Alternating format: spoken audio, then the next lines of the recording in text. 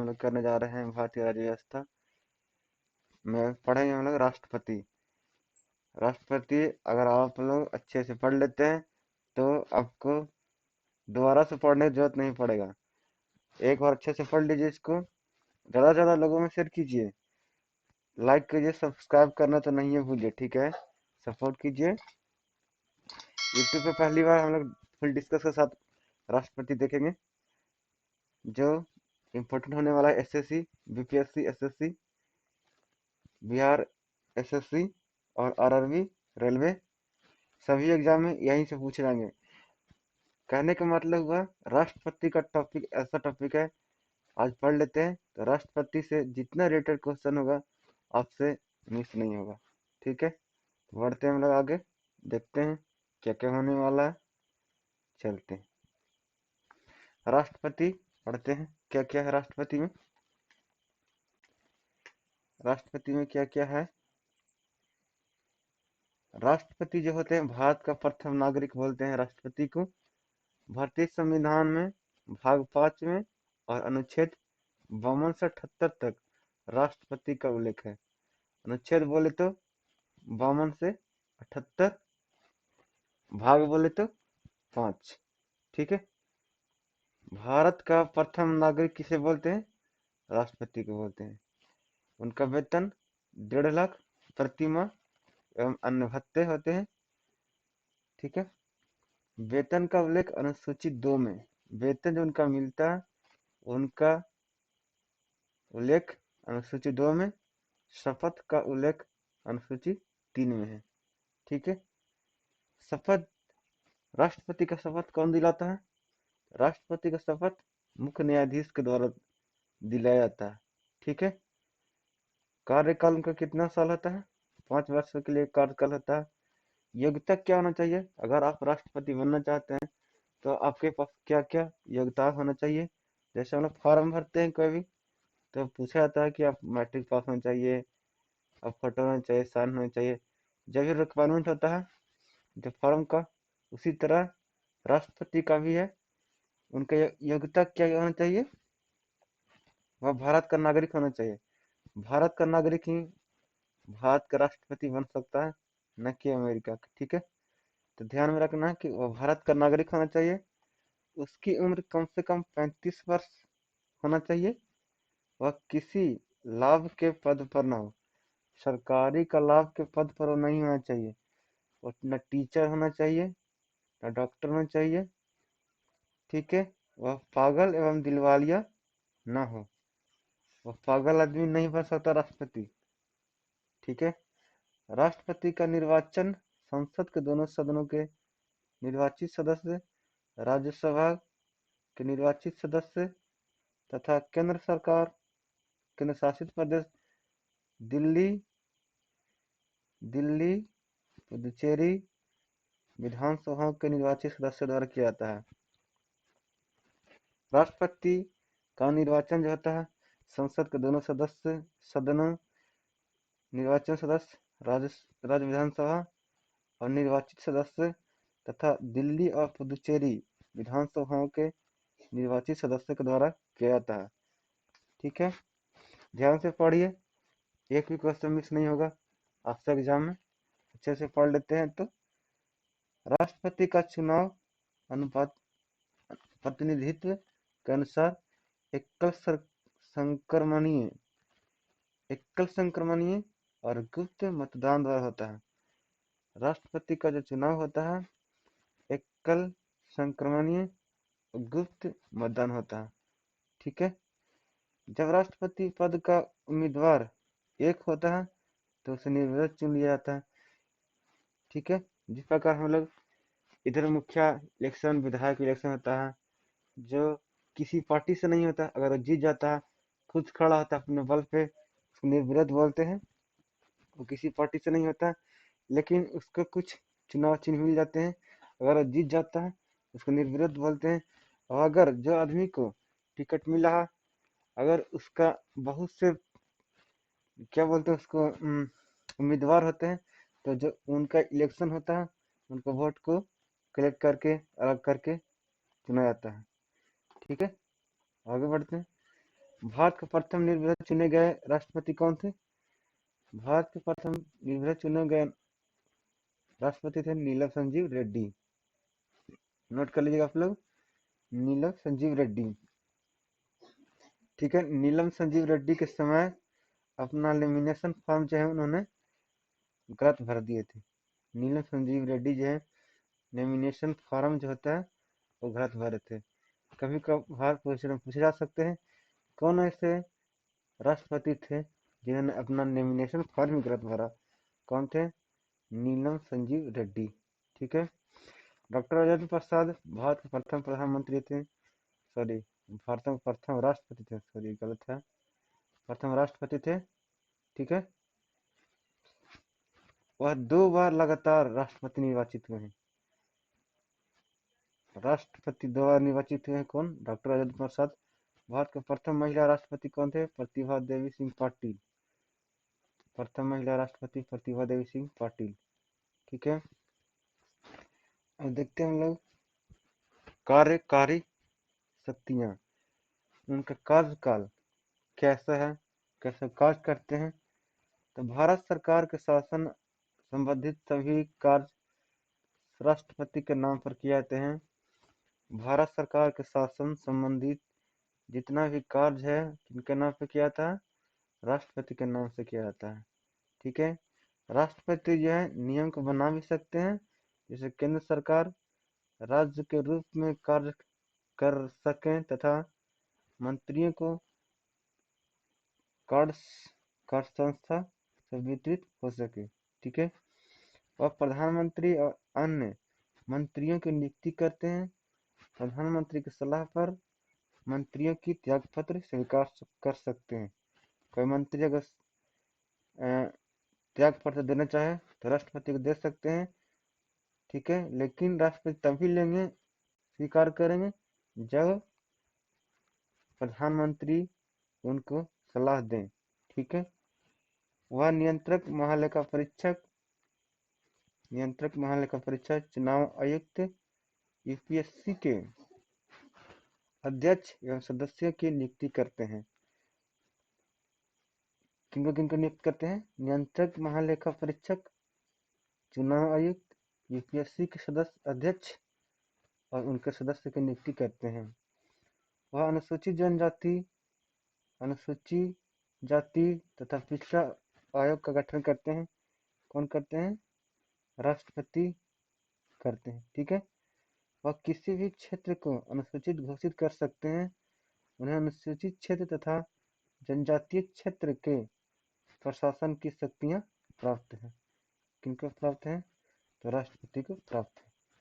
ठीक है, जो पॉइंट अमेंडमेंट उनको आप लोग नोट कर लीजिए। आगे बढ़ते हैं हम लोग विधायी शक्तियां देखते हैं। विधायी शक्तियां क्या क्या है? संसद की बैठक बुलाना या उसे स्थगित कर सकते हैं। संसद की बैठक कौन बुलाते हैं? राष्ट्रपति। संसद की बैठक कौन बुलाते हैं? राष्ट्रपति बुलाते हैं। लोकसभा को भंग कर सकते हैं। लोकसभा कौन भंग कर सकता है? राष्ट्रपति भंग कर सकते हैं। संसद का संयुक्त अधिवेशन बुलाना राष्ट्रपति का कार्य है। प्रत्येक नए चुनाव के बाद प्रत्येक वर्ष संसद के प्रथम अधिवेशन संबोधित करते हैं राष्ट्रपति। ठीक है, अगर किसी कारणवश लोकसभा में अध्यक्ष या उपाध्यक्ष, किसी कारणवश अध्यक्ष या लोक उपाध्यक्ष दोनों का पद खाली है तो उस स्थिति में लोकसभा का किसी सदस्य को सदन की अध्यक्षता सौंपी जाती है। ठीक है, यदि सभापति और उपसभापति दोनों पद रिक्त हो तो उस स्थिति में राज्यसभा के किसी भी सदस्य की अध्यक्षता को सौंपा जाता है। अगर लोकसभा के अध्यक्ष और उपाध्यक्ष नहीं हो तो लोकसभा के सदस्य को चुना जाएगा। अगर सभापति और उपसभा नहीं सभापति नहीं हो तो उस स्थिति में राज्यसभा के सदस्य की अध्यक्ष को उसमें कार्य करेंगे। ठीक है, सभा में 12 व्यक्तियों को मनोनीत करते हैं। राष्ट्रपति जो है सभा में कितने व्यक्ति को मनोनीत करते हैं? 12। ठीक है। दो आंग्ल भारतीय समुदाय, दो दो आंग्ल भारतीय समुदाय, 12 व्यक्ति दो आंग्ल भारतीय समुदाय को मनोनीत करते हैं। टोटल कितने समुदाय हो गए, लोग हो गए 14, समझे। तो कुल मिलाकर 14 व्यक्तियों को मनोनीत करते हैं। जब किसी विधेयक पर राष्ट्रपति का हस्ताक्षर न हो तो विधेयक कानून अधिनियम नहीं बन सकता। कहने का मतलब कोई कानून पारित हो रहा है, अगर उस पे राष्ट्रपति का शासन नहीं हो, सिग्नेचर नहीं होगा, तो वह कानून नहीं बन सकता। ठीक है, आगे बढ़ते हैं लोग। वित्तीय शक्ति, वित्तीय शक्ति के बारे में देखते हैं। धन विधेयक राष्ट्रपति की अनुमति से ही लोकसभा में प्रस्तुत किए जाते हैं। धन विधेयक किसके अनुमति से लोकसभा में प्रस्तुत किए जाते हैं, राष्ट्रपति। ठीक है, क्वेश्चन पूछे जा सकते हैं कि लोकसभा में धन विधेयक कौन पारित करता है, राष्ट्रपति। ठीक है, वार्षिक वित्तीय विवरण को संसद के समक्ष रखते हैं। वह आकस्मिक निधि से किसी सदृश हेतु अग्रिम भुगतान की व्यवस्था कर सकते हैं। ठीक है, प्रत्येक 5 वर्ष के बाद एक नए वित्त आयोग का गठन होता है। कितने वर्षों के बाद, 5 वर्ष के बाद एक नए वित्त आयोग का गठन होता है। ठीक है, कूटनीति शक्तियां अंतर्राष्ट्रीय मंचों या मामलों में भारत का प्रतिनिधित्व करते हैं। अगर कोई व्यक्ति विदेश से आ रहा है तो भारत का प्रतिनिधित्व कौन करते हैं, राष्ट्रपति करते हैं। किसी देश से आए हुए प्रतिनिधि का स्वागत करते हैं।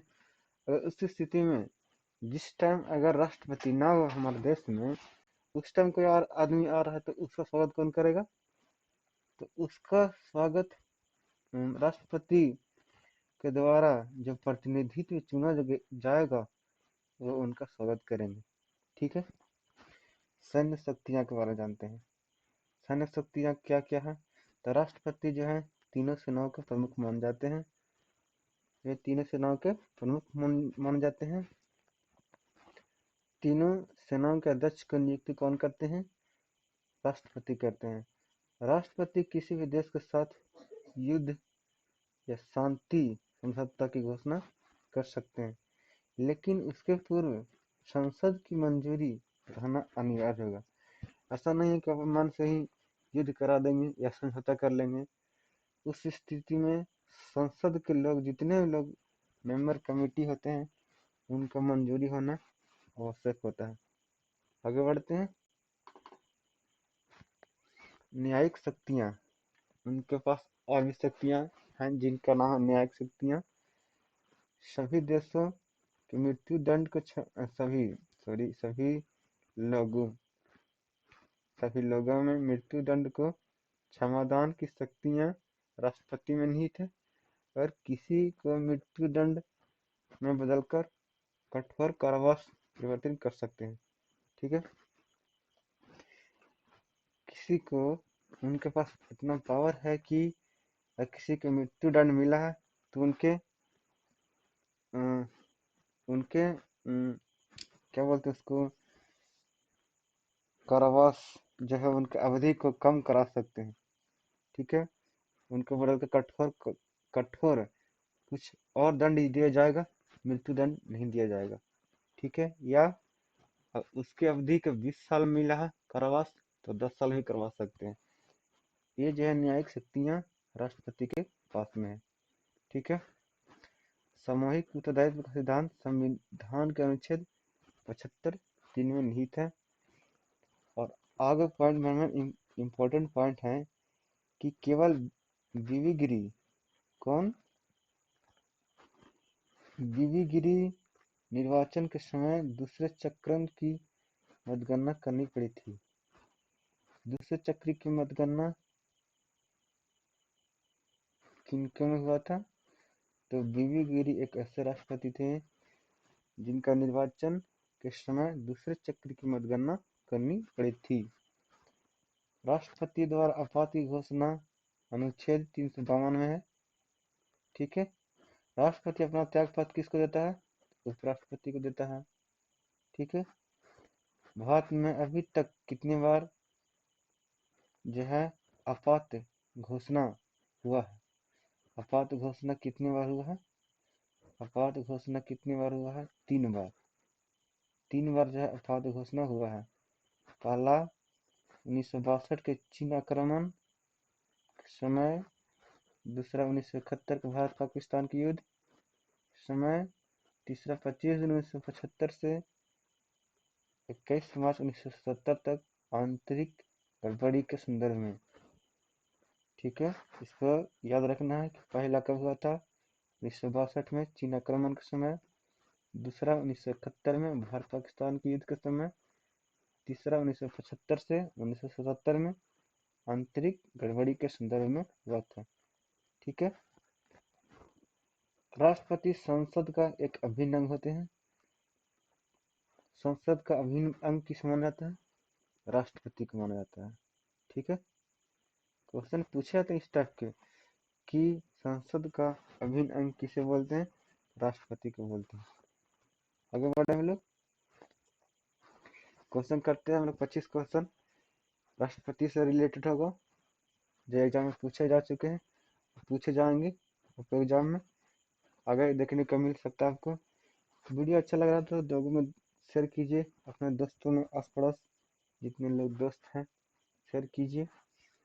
यदि राष्ट्रपति आपात की घोषणा करते हैं तो इस घोषणा को संसद द्वारा कितने माह के भीतर समर्थन देना जरूरी है? कितने माह के भीतर देना समर्थन जरूरी है? उत्तर दीजिए आप लोग कमेंट में।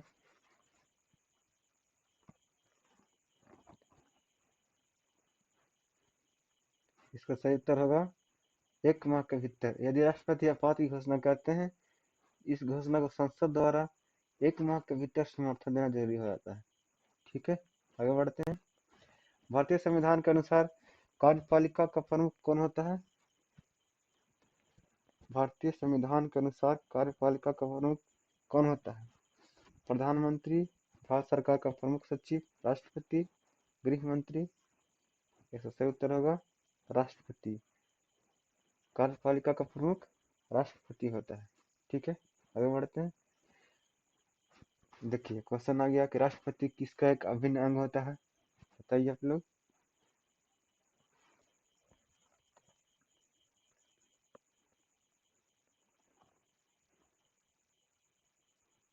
इसका उत्तर होगा संसद का। ठीक है। आगे बढ़ते हैं। राष्ट्रपति द्वारा संसद के दोनों सदनों के लिए कुल कितने सदस्यों को नामित किया जा सकता है? हम लोग पीछे पड़े हैं, उत्तर दीजिए आप लोग। राज्य व्यवस्था का पार्ट 1 पार्ट 2 आप लोग नहीं देखें, पे जाकर के वीडियो देखिए। इससे भी इंटरेस्टेड क्वेश्चन इसमें किया जा चुका है, इसको देखिए, एंजॉय करिए वीडियो को। इसका उत्तर होगा 14। ठीक है। 12 ऐसे सदस्य होते हैं और 2 आंग्ल भारतीय सदस्य होते हैं। ठीक है। यदि अंग भारतीय समुदाय के लोकसभा में पर्याप्त प्रतिनिधित्व प्राप्त न हो तो समुदाय के 2 सदस्यों को नामित किया जा सकता है। इनमें से कौन है?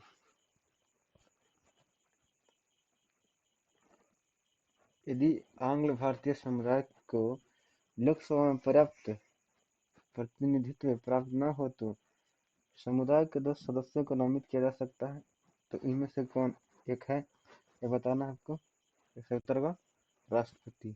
आगे बढ़ते हैं। भारतीय संविधान के अनुसार केंद्रीय मंत्री किसकी इच्छा रहने पर पद संभालेंगे? अगर केंद्रीय मंत्री पद संभालना चाहे तो किसकी इच्छा पर पद संभालना चाहेंगे? तो राष्ट्रपति के इच्छा के अनुसार केंद्रीय मंत्री उनका पद संभाल सकते हैं। ठीक है। आगे बढ़ते हैं।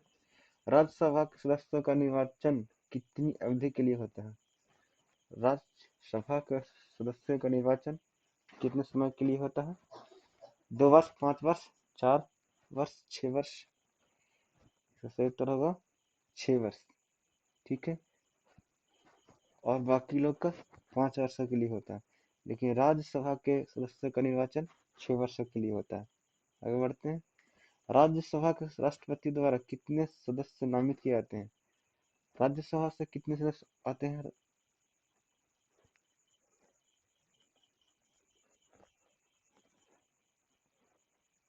इसका उत्तर होगा 12। राज्यसभा के लिए राष्ट्रपति द्वारा 12 सदस्य नामित किए जाते हैं। आगे बढ़ते हैं। राष्ट्रपति पद में रिक्तियों की स्थिति में उपराष्ट्रपति अधिकतम कितनी अवधि के लिए राष्ट्रपति के तौर पर कार्य कर सकते हैं? यदि राष्ट्रपति न हो तो उपराष्ट्रपति कितने समय के लिए राष्ट्रपति के पद पर कार्य करते रहेंगे? इसका सही उत्तर होगा 6 माह के लिए। ठीक है, आगे बढ़ते हैं। 6 माह के बाद आपको नया राष्ट्रपति चुनाव करना ही पड़ेगा। आगे बढ़ते हैं लोग। यदि लोकसभा का अध्यक्ष त्याग पत्र देना चाहे तो वह अपनी त्याग पत्र किसको संबोधित करेगा? लोकसभा का अध्यक्ष त्याग पत्र किसको देता है? एक क्वेश्चन पूछा आपसे। भारत का राष्ट्रपति, उपाध्यक्ष, प्रधानमंत्री, मंत्रिमंडल। तो लोकसभा का अध्यक्ष अपने उपाध्यक्ष को त्याग पत्र देते हैं। ठीक है, जब राष्ट्रपति और उपराष्ट्रपति दोनों का पद एक साथ खाली हो तो राष्ट्रपति पद पर अस्थायी रूप से कौन कार्य करता है? यदि राष्ट्रपति और उपराष्ट्रपति दोनों न हो तो उस स्थिति में राष्ट्रपति के पद पर अस्थायी रूप से कौन कार्य करता है?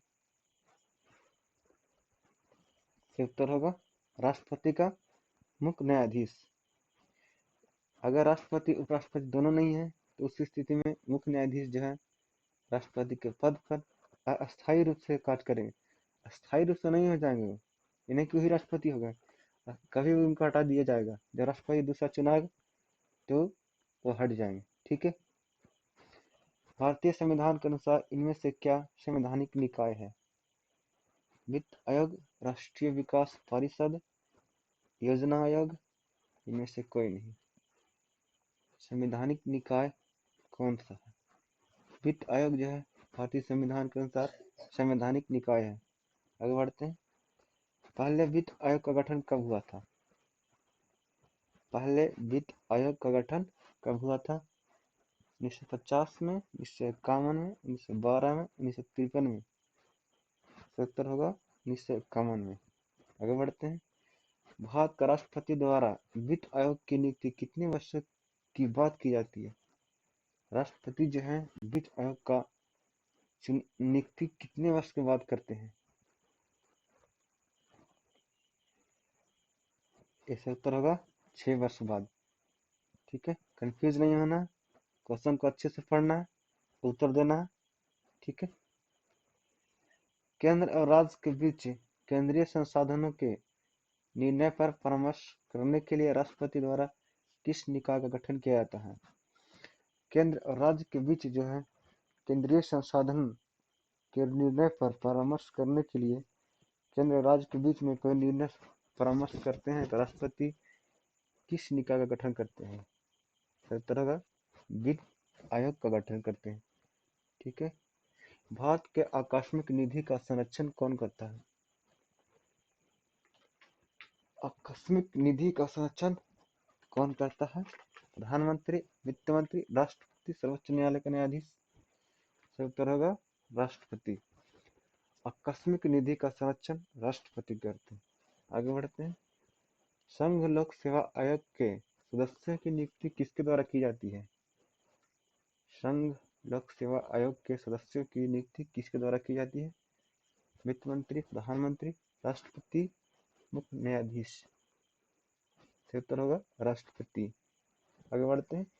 इनमें से कौन से राष्ट्रपति हैं जो 2 बार राष्ट्रपति पद पर रह चुके हैं?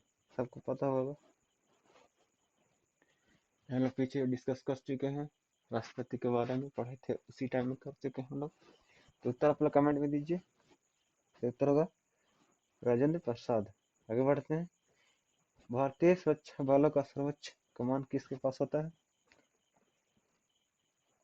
भारत का प्रधानमंत्री, भारत का रक्षा मंत्री, भारतीय केंद्रीय मंत्री परिषद या भारत का राष्ट्रपति। सही उत्तर होगा भारत का राष्ट्रपति। ठीक है, आगे बढ़ते हैं। इनमें से हुए व्यक्ति जो अनुच्छेद उनमें से वे व्यक्ति जो अनुच्छेद 143 के अधीन किसी मामले को सलाहकार राय के लिए भारत के उच्चतम न्यायालय को भेज सकते हैं। इनसे ऐसे कौन व्यक्ति हैं जो किसी मामले को सलाह के लिए उच्चतम न्यायालय में भेज सकते हैं? ठीक है, इसका उत्तर होगा भारत का राष्ट्रपति। ठीक है, आगे बढ़ते हैं। एकल हस्तांतरणीय मतदान पट्टी में हर मतदाता जो है व्यक्त कर सकता है। एकल हस्तांतरणीय मतदान पट्टी में हर व्यक्ति मतदाता कर सकता है। उतने विकल्प जितने चुनाव में प्रत्याशी हैं। आगे बढ़ते हैं। इनमें से कौन से व्यक्ति जिसे भारत के राष्ट्रपति के रूप में निर्विरोध चुना गया था? इंपॉर्टेंट क्वेश्चन है। कौन व्यक्ति थे जो भारत के राष्ट्रपति जो निर्विरोध चुने गए हैं? डॉक्टर नीलम संजीव रेड्डी। आगे बढ़ते हैं। भारत के इनमें से पदासीन उपराष्ट्रपतियों में से किसने राष्ट्रपति पद के लिए चुनाव लड़ा और हार गए? आपको उत्तर बताना है।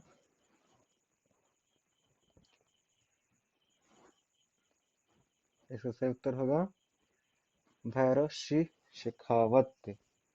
आगे बढ़ते हैं। भारत का पहला राजनीतिज्ञ राष्ट्रपति कौन था? Doctor Zakir Hussain, APJ Abdul Kalam, Radhakrishnan, doctor Rajendra Prasad. ये सही उत्तर होगा डॉक्टर एपीजे अब्दुल कलाम। आगे बढ़े। राष्ट्रपति संविधान के किस अनुच्छेद के अंतर्गत राष्ट्रीय आपात स्थिति घोषित कर सकता है?